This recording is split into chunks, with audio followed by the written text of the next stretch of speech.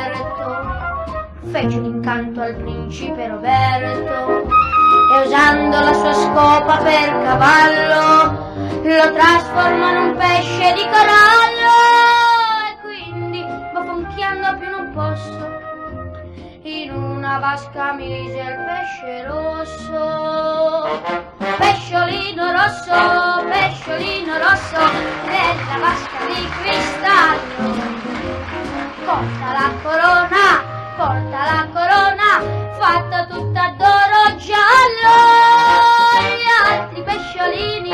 Gli altri pesciolini, saltellando allegramente, battono la coda, salutando il loro re.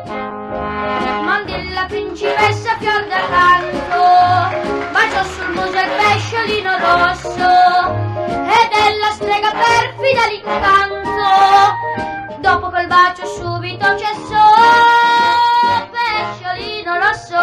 Pesciolino rosso, nella vasca di cristallo. Porta la corona, fatta tutta d'oro giallo.